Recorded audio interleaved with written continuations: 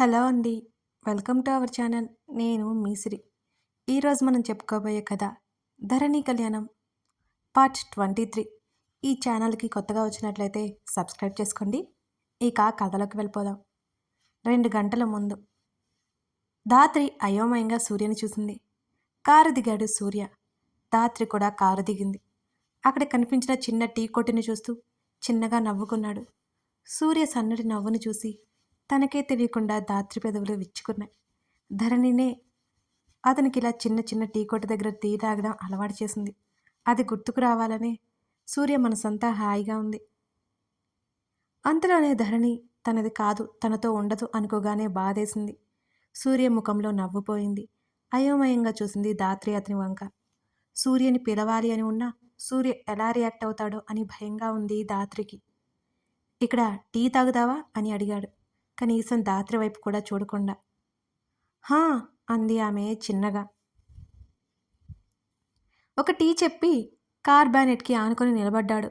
మౌనంగా చుట్టూ గమనించసాగింది ధాత్రి. ఉదయాన్నే అయ్యేసరికి రోడ్డు మీద ఎక్కువ వెహికల్స్ లేవు. చిన్న చిన్న షాపులున్నాయి. అంతలోనే ఒక పిల్లాడు టీ తీసుకొచ్చాడు. సూర్యనే స్వయంగా ధాత్రి చేతికి టీ అందించాడు. ఆ పిల్లవాడు బలవంతంగా సూర్య చేతికి టీ అందించాడు. చోటు ఎలా ఉన్నావు అని పలకరించాడు సూర్య. మస్తున్నా అన్నా. వదినేది అని అడిగాడు. ఇంటి దగ్గర ఉంది చోటు. స్కూల్కి వెళ్తున్నావా అని ఆ పిల్లాడి తల నిమిరాడు సూర్య. ఓ వెళ్తున్నా అన్నా అని అన్నాడు సంబరంగా. మౌనంగా టీ సిప్ చేస్తూ వారి మాటలు వింటోంది ధాత్రి. ఆ పిల్లవాడు మాట్లాడడం ధరణి గురించని ధాత్రికి కూడా అర్థమైంది. సూర్య ధరణితో ఆ పిల్లవాడికి పరిచయం ఉందని అనుకుంది. ఈసారి వదినను కూడా తీసుకురా అన్నా అన్నాడు చోటు. తనిప్పుడు చాలా బిజీగా ఉంది చోటు. వీలు చూసుకుని తనే వస్తుంది సరేనా అని చెప్పాడు సూర్య. అలాగే అన్నా. ఈ అక్క ఎవరు అని పక్కనున్న ధాత్రిని చూస్తూ అడిగాడు చోటు. లోపల ఏడుపుని ఆపుకుంది ధాత్రి. సూర్యని అన్నా అని తనను అక్క అని పిలుస్తుంటే ఏడుపొక్కటే తక్కువ ఆమెకి. తను నా ఫ్రెండ్. చోటు తలనిమిరాడు సూర్య. ఇద్దరు టీ తాగి చోటుకి బాయ్ చెప్పి బయలుదేరారు. థ్యాంక్స్ సూర్య గారు అంది ధాత్రి. ఇట్స్ ఓకే గారు అవసరం లేదు సీరియస్గా చెప్పి కార్ డ్రైవింగ్ స్టార్ట్ చేశాడు సూర్య. ఆ తర్వాత ఇంటి వరకు మౌనంగా సాగింది వారి ప్రయాణం. ఎలా ఉన్నావు ధాత్రి? ఆప్యాయంగా ధాత్రిని హత్తుకుంది కళ్యాణి. బాగున్నానంటీ అంది చిన్నగా నవ్వుతూ. అమ్మ నాన్న ఎలా ఉన్నారు? ఇన్ని రోజులు ఏ ఊర్లో ఉన్నారు అని అడిగింది కళ్యాణి. ఎలా ఉన్నావు స్వీటీ? అశోక్ అన్నాడు. బాగున్నాను అంకుల్. మీరెలా ఉన్నారు? డాడీ మీ గురించి చెప్పని రోజే ఉండదు అసలు అని నవ్వింది. నిజంగా నా మీద కోపం లేదా వాడికి అని అడిగాడు అశోక్. అలాంటిదేమీ లేదు అంకుల్. మీరేం దిగులు పడకండి అని అంది ధాత్రి. కార్ షెడ్లో పార్క్ చేసి వస్తున్న సూర్యుని చూశారు ముగ్గురు. ఎవరితో సంబంధం లేనట్టు మెట్ల వైపుకు నడుస్తున్న సూర్యుని చూసి సూర్య అని పిలిచాడు అశోక్. చెప్పండి డాడీ అన్నాడు వెనక్కి తిరిగి. ఆఫీస్కి వస్తాను అన్నావు అని అడిగాడు అశోక్. యా వస్తాను డాడ్. మరో మాటకి తావివ్వకుండా తన గదిలోకి వెళ్ళిపోయాడు సూర్య. చూసావు కదా స్వీటీ, అది వాడి పంత అన్నాడు అశోక్. మౌనంగా ఉంది ధాత్రి. సూర్యని నువ్వే మార్చాలి ధాత్రి. ధాత్రి చేతిని పట్టుకుని అడిగింది కళ్యాణి. కళ్యాణి అవన్నీ తర్వాత మాట్లాడుకుందాం అని భార్యతో చెప్పి స్వీటీ నువ్వు వెళ్ళి రెస్ట్ తీసుకో తల్లి అని పంపేశాడు అశోక్. తనకి చూపించిన గదిలోకి వెళ్ళి తలుపు గడియ పెట్టుకుని అక్కడే కింద కూర్చొని అప్పటి వరకు ఆపుకున్న కన్నీళ్లను బయటికి వదిలేసింది ధాత్రి. సూర్యకి తనే మాత్రం గుర్తులేదు. కనీసం తన పేరు కూడా తనకి జ్ఞాపకమే లేదు. అది తన బాధ అయితే ఇక నుండి తన సూర్యని రోజు చూసుకోవచ్చు అని సంతోషం మరోవైపు. ఎంతసేపటికి అలా ఉండిపోయిందో ఆమెకే తెలీదు. కొంత సమయానికి తేరుకొని ఫ్రెష్ అయ్యి వచ్చింది. తన ఫ్రెండ్ హరిణికి కాల్ చేసింది, లిఫ్ట్ చేయలేదు. అలా బెడ్ మీద వాలింది సూర్యనే తలుచుకుంటూ. దేవ్ గారు, కాఫీ ఆర్ టీ అని కిచెన్ నుండి అరిచింది జాహ్నవి. తేరుకుని కిచెన్లోకి వెళ్ళాడు దేవ్. ఎక్కడ ఉంది కాఫీ పౌడర్? ఒక చెయ్యి నడుం మీద పెట్టుకుని మరో చేతిని చెంప మీద పెట్టుకుని పైకి చూస్తూ కిచెన్ అంతా వెతుకుతోంది జాహ్నవి. జాహ్నవి, పర్వాలేదు, నేను చేస్తాను, పక్కకు తప్పుకోండి అని అన్నాడు దేవ్. మీ వయసెంతా అని అడిగింది జాహ్నవి. అయోమయంగా ముఖం చిట్లించి చూశాడు దేవ్ ఆమె వంక. లేకపోతే ఏంటండి, అండి గారు మీరు అంటారు? నాకేమంత వయసేం లేదు. అసలే చిన్నవాళ్ళని అలా పిలిస్తే ఆయుష్ తగ్గుతుందట. నేను చాలా రోజులు బ్రతకాలి అని ముఖం చిన్నబుచ్చుకొని చెప్పింది జాహ్నవి. జాహ్నవి మాటలకు హాయిగా నవ్వేశాడు దేవ్. కావాలంటే జాను అని కూడా పిలవచ్చు అని అంది ఆమె. ఓకే అని నవ్వాడు. చిన్నపిల్లలా కనిపిస్తోంది అతని కళ్ళకి.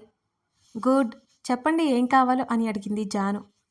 నువ్వు నా గెస్ట్వి కదా, నేనే కాఫీ పెడతాను, నువ్వు అలా సోఫాలో కూర్చో అని అన్నాడు దేవ్. అంత పెద్ద మాటలు ఎందుకండి, మీకు బోర్ కొడుతుందేమోనని కంపెనీ ఇస్తాను. అక్కడే కిచెన్ గడ్డ మీద కూర్చుంది. దేవ్ కాఫీ పెడుతుంటే మాట్లాడుతూ ఉంది జాను. ఒక కప్ జాహ్నవికి ఇచ్చి మరో కప్ తను తీసుకున్నాడు. ఇద్దరూ హాల్లోకి వచ్చి అలా కూర్చున్నారు. మీరేంటి ఇలా సడన్గా అని అడిగాడు దేవ్. మీరా అని చిరుకోపంగా చూసింది అతని వైపు. సారీ, నువ్వేంటి ఇలా సడన్గా, ఇప్పుడు ఓకేనా అన్నాడు దేవ్ నవ్వుతూ. మనం ఫ్రెండ్స్ కదా, ఫ్రెండ్ ఇంటికి వచ్చాను, ఏ రాకూడదా? కాఫీ సిప్ చేస్తూ కళ్ళెత్తి దేవుని చూసింది జాను. ఒక క్షణం అతడి చూపు జాహ్నవి కళ్ళల్లో చిక్కుకుంది. వెంటనే చూపు తిప్పుకుని అలాంటిదేమీ లేదు అని నవ్వాడు దేవ్. త్వరగా రెడీ అయితే బయటికి వెళ్ళి టిఫిన్ చేసి ఆఫీస్కి వెళ్ళిపోదాం అని అంది జాహ్నవి. ఆశ్చర్యంగా చూశాడు దేవ్ ఆమె వంక. ఏంటండి బాబు, ప్రతిదానికి షాక్ అయిపోతారు అని అడిగింది జాను. ఏం లేదు అని నవ్వి ఫ్రెష్ అయి వస్తా, వెళ్ళిపోదాం అని తన గదిలోకి వెళ్ళిపోయాడు దేవ్. ఇల్లంతా ఒకసారి కలియ చూసింది జాను. వావ్, చిన్నగా ఉన్నా బాగుందనుకుంది. దేవ్ రూమ్ చూడాలని ఉన్నా ఇప్పుడు బాగోదులే అని అనుకుంది జాను. అవును, యాంగ్రీమన్ కనిపించట్లేదేంటి అనుకుని సూర్య కోసం చూసి, అమ్మో, ఒకవేళ నా మాటలు వింటే పీక పిసికి వస్తాడేమో బాబోయ్ అని చుట్టూ చూసింది. సూర్య కనిపించలేదని ఆమె ఉద్దేశం మరి. ఎవరు ఉన్నట్టుగా అలికిడేం వినిపించలేదు అక్కడ. నా బుజ్జి ఇంట్లో ఒక్కడే ఉంటున్నాడా అని నిట్టూర్చి, ఇంకా కొన్ని రోజులు మాత్రమే నీకు ఈ ఒంటరితనం నుంచి నేను విముక్తి చేస్తా, నేను వచ్చేస్తాను నీ ఇంట్లోకి, అలాగే నీ లైఫ్లోకి, తెల్ల పేపర్లా ఉన్న నీ లైఫ్లోకి స్కెచ్ పెన్స్తో కలర్స్ దిద్దినట్టుగా నేను ఎంట్రీ ఇస్తాలే అనుకుంది జాను. వాహ్ జాను, ప్రాస ఏమన్నా ఉందా, అదిరిపోయింది పో. తనని తానే భుజం తట్టుకుంది. ఎవరి డప్పు వాళ్ళు కొట్టుకోకూడదని జాహ్నవి ఇన్నర్ ప్రత్యక్షమైంది. ఉరిమి చూసి దాన్ని పంపేసింది. దేవ్ వచ్చాడు. ఫ్రెష్ వైట్ రోజులా ఎంత ముద్దుగా ఉన్నాడో నా బుజ్జి అనుకుని దేవునే చూస్తూ, జాను, కంట్రోల్, టెంప్ట్ అయిపోతున్నావు. బుజ్జి అంత అందంగా ఉంటే మాత్రం అలా పూర్తి దిష్టి తగులుతుంది. ముందుగా బుజ్జిని చూడకూడదు. బుజ్జి, నీలో ఏదో మ్యాజిక్ ఉంది అనుకుని చూపు పక్కకు పెట్టుకుంది జాహ్నవి. వెళ్దామా అని అడిగాడు దేవ్. ఏమీ మాట్లాడలేదు జాహ్నవి. గుండ్రంగా తల ఊపి బయటికి నడిచింది. చిరునవ్వుతో జాహ్నవి వెంటే అడుగులు వేశాడు దేవ్. తను కాస్త ఆగి దేవ్ని ముందుకు నడవనిచ్చి అతని అడుగులో అడుగులు వేసుకుంటూ అతని వెనకే బైక్ వరకు నడిచింది జాను. జాహ్నవి వేషాలేమీ తెలియని దేవ్ బైక్ స్టార్ట్ చేసి కూర్చో అన్నట్టుగా జాహ్నవిని చూశాడు. మరోసారి తల నిలువుగా ఊపి బైక్ ఎక్కి కూర్చుంది జాహ్నవి.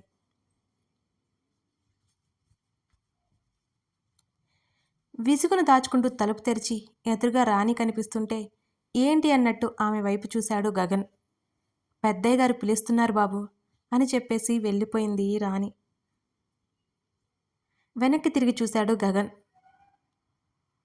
ఇంకా గోడకి ఆనుకొని ఏదో లోకంలో ఉంది ధరణి. ఆమెనలా చూడగానే అతనికి నవ్వు వచ్చింది. ఒకసారి దగ్గరికి వెళ్ళి ధరణి అని పిలిచాడు గగన్. తేరుకొని చీరను సర్దుకొని గగన్ని చూడలేక చూసింది ధరణి. డాడీ పిలిచారు, వెళ్ళొస్తా. ఆపిన పని తర్వాత కంటిన్యూ చేద్దాం.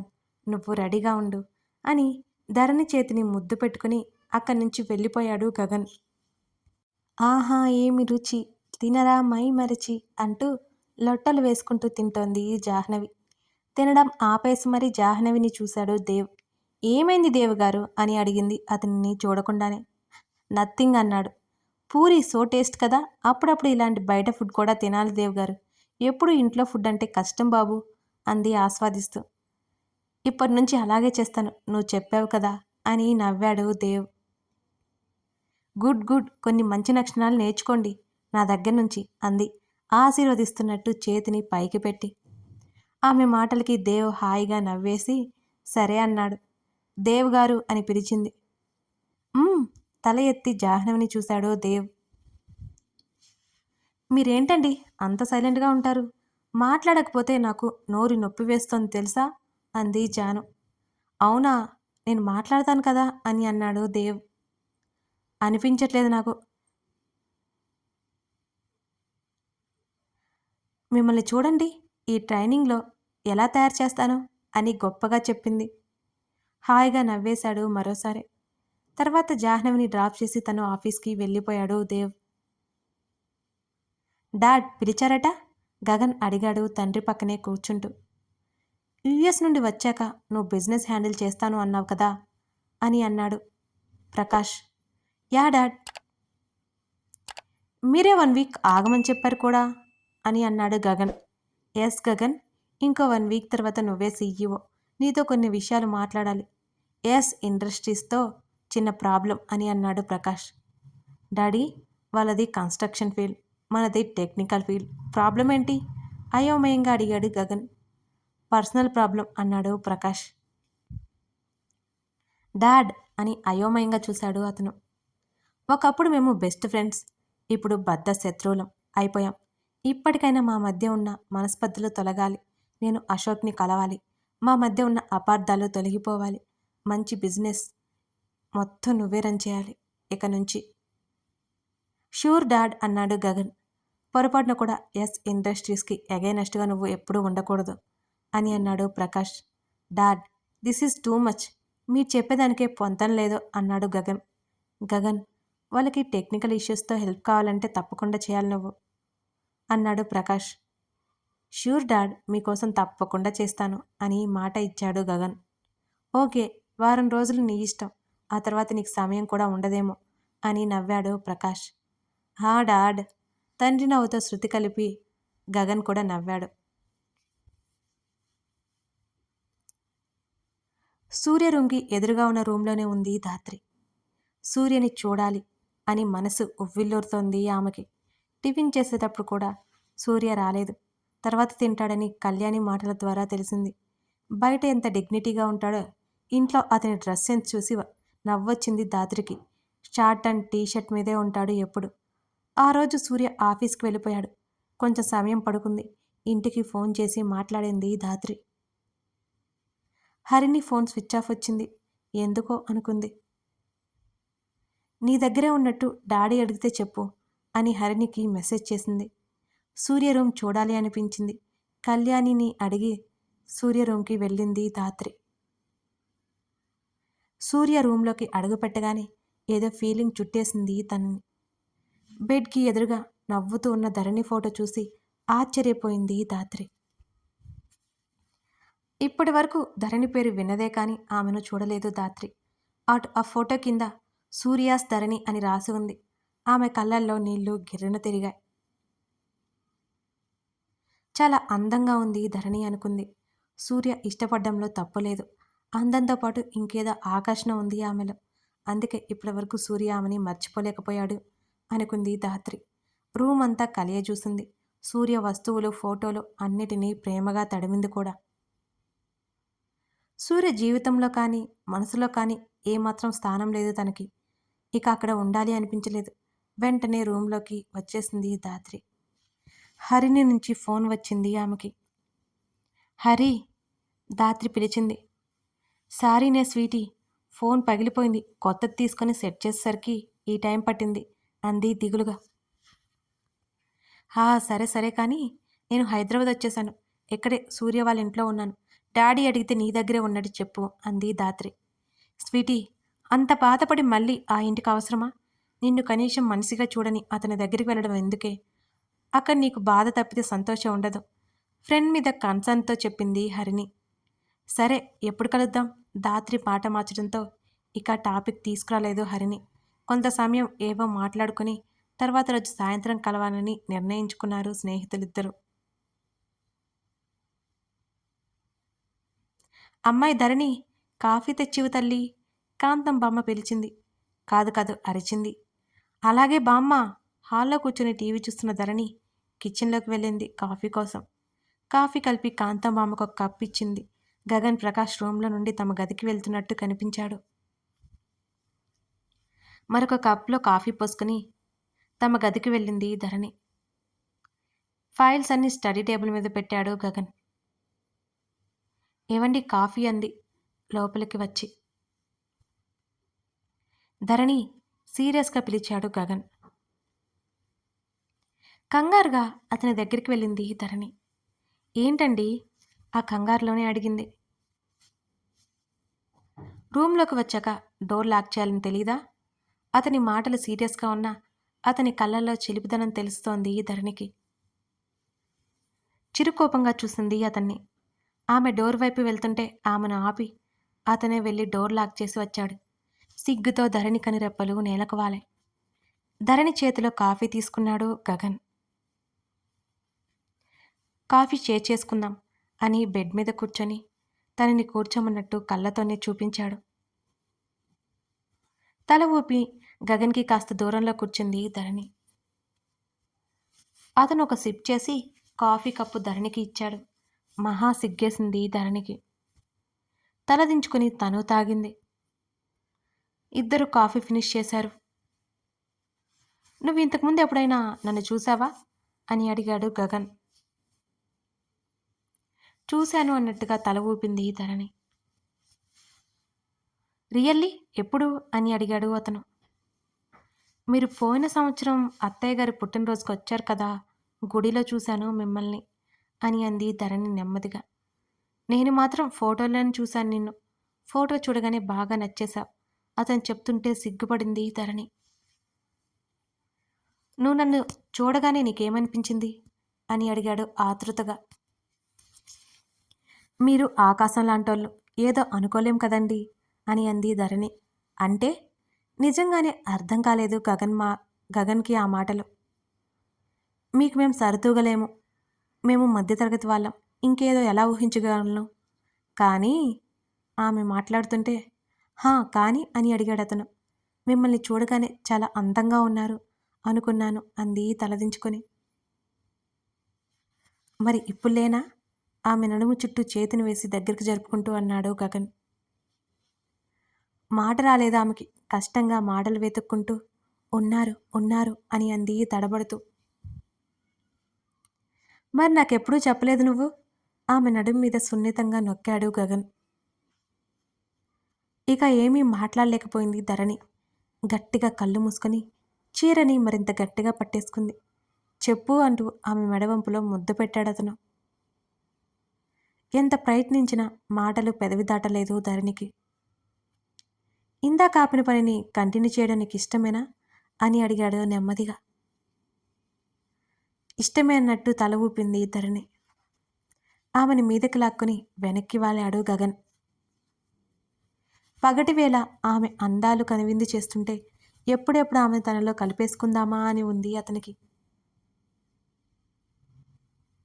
ఆమె హృదయ భాగంలో అతను పెట్టిన ప్రేమ గుర్తులు కనిపిస్తుంటే సుతారంగా నిమిరి వాటి మీద ముద్దు పెట్టుకున్నాడు. అతని తలను హృదయానికి హత్తుకుంది ధరణి. అతని నుదుటిన ముద్దు పెట్టుకుంది. మరోసారి ఇరుతనువులు ఏకమైపోయాయి. అతని హృదయం మీద వాలి కళ్ళు మూసుకుంది ధరణి. కథ కొనసాగుతోంది. ఈ కథ మీకు నచ్చినట్లయితే ఓ చిట్టి లైక్ చేసి ఓ బుజ్జి కామెంట్ పడేసి అలాగే సబ్స్క్రైబ్ చేసుకోండి. సబ్స్క్రైబ్ బటన్ పక్కన బెల్ సింబల్ మీద క్లిక్ చేసినట్టయితే నేను అప్డేట్ ఇవ్వడంతో మీకు నోటిఫికేషన్ వస్తుందండి. ఈ విషయం మర్చిపోకండి. అలాగే మీ స్నేహితులకి షేర్ చేయండి. ఈ కథను ఆదరిస్తున్న ప్రతి ఒక్కరికి నా హృదయపూర్వక ధన్యవాదాలు. థ్యాంక్ యూ అండి. Thank you very much.